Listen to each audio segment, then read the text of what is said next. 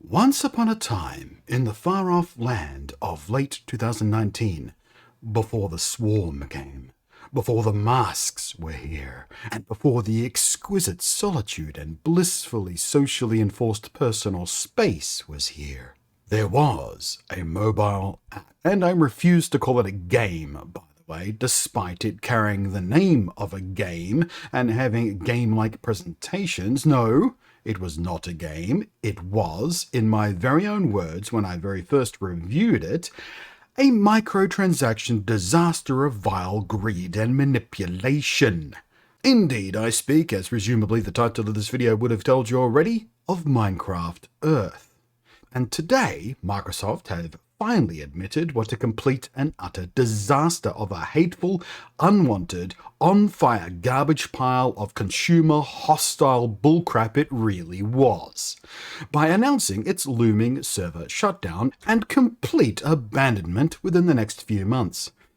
Hello again, I am Blunty, and I routinely tell mobile app developers to jump completely up their own rectums, usually in language far harsher than that to make sure they don't come back at me again, when they come to me to review, or even worse, advertise their microtransaction-filled loot box-choked manipulative addiction simulators, as they are a figurative, if not literal, cancer on the gaming industry, which has made gaming worse for real gamers who play real games on real gaming hardware. So, as a reward, and for the sake of my integrity in saying no to money I really could be using quite frankly, please comment, sub, bell, support the channel in any way possible, maybe even join the Patreon. There's a new $1 level after all.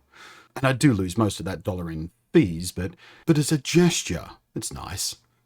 Anyway, so Mojang and their bloated overlords Microsoft have started telling whatever skeletal remnants remain of the Minecraft Earth player base that they have until June 30th to suck out whatever miserable and pathetic distraction they can still cling to from the desperately slapped together too slow to be a Pokemon Go hype train riding augmented reality title before Microsoft shuts down its servers completely.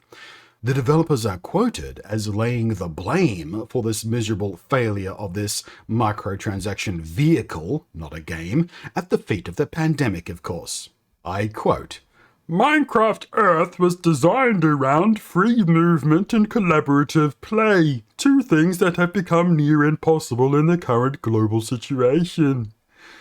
Except for the fact that that is a pathetic excuse and easily demonstrated as a complete lie, because Pokemon Go, the title that inspired Minecraft Earth's very existence, the title largely responsible for the general public's awareness at all of these kinds of augmented reality and geo-tracked games, has steadily grown since launch. And yes, even last year, in the depths of the pandemic and the heights of social restrictions, it continued to grow its user base. It is literally bigger than ever. It is bigger than it ever has been, and it grew last year by a big margin. And they did so by adapting and responding to the new worldwide issues. Now, I love Pokemon. I don't play Pokemon Go. I got bored of it extremely quickly, and again, because it is a mobile title that's filled with microtransaction bullshits that I really don't want to support, but it was at least slightly less consumer hostile than Minecraft Earth's version was. So, Minecraft Earth's failure has only one thing to blame: the developers, the choices they made, the job they did at making this entertainment product. The game was made in a gross and cynical way to extract as much money from the users as possible, as frequently as possible, using all the common, sickeningly manipulative horseshit that most mobile apps pretending to be games do, including one of the most hateful techniques known to man, the disgustingly time-gated gameplay mechanics, only skippable by coughing up cold hard cash. Otherwise, you are prevented from literally playing the so-called game because, well, there's a timer waiting for a thing to happen. You can't progress until that's done, or you pay up. The failure of Minecraft Earth has nothing to do with the pandemic and everything to do with it being a shit thing. It is shit. People didn't like it. I didn't like it, and I friggin' love Minecraft. Using and abusing a beloved and long-lasting brand to Monty Burns their way into users' wallets as often as possible turns out to be a bad idea. And upon this shutdown news, they have basically openly admitted that their monetization schemes deliberately make the game less fun unless you pay. How did they do this? Well, they literally said it. Here's what they said. To make your remaining time in Minecraft Earth as fun as possible, the update does away with real money transactions and drastically reduces the time it will take for players to craft and build things within the game. I was actually surprised by this statement because it doesn't even mince words. That's just flat out admitting the game was deliberately made less fun to abuse their way into your wallets.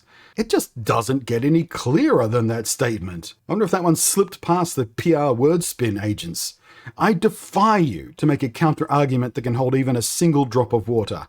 In their own words, the only way to make it fun before they abandon it, they're doing away with microtransactions. The microtransactions are the thing that stops the fun from happening. They said that. They literally just said that. The only interpretation of their statement is that we made the game less fun on purpose, so you have to keep paying us for every single minute you want this alleged entertainment product to be actually entertaining.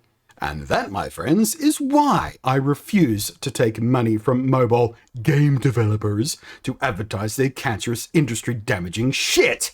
And frankly, if you haven't picked up on my tone in this video, I couldn't be more delighted that not even beloved developers Mojang or their impossibly wealthy overlords at Microsoft could keep this bloated corpse of manipulative consumer hostile crap alive. Or even find a way to call it a failure without just openly admitting that they're manipulative, greedy monsters.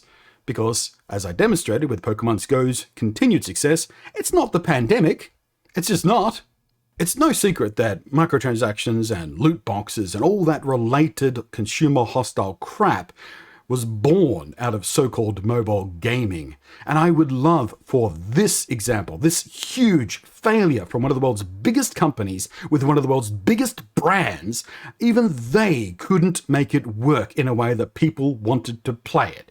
And it's time to abandon it in favor of more consumer-friendly options, or at least options that are not as consumer hostile as this crap is. It's time to walk it back. You've gone too far and we've had enough of it. Are you listening, game developers? We don't want to continuously rent fun from you. We don't want to be held hostage. We don't want to be blackmailed and have our fun withheld until we pay up. Either learn from this lesson or go to hell and burn forever. Thank you for watching. I am Blunty, and thank you as always to the kind and generous patrons floating up above there, whose kind and generous support is one of the ways I can avoid taking money from companies I really do need, but don't want to compromise myself to get. Thank you. I'm Blunty, and I'll catch you next time.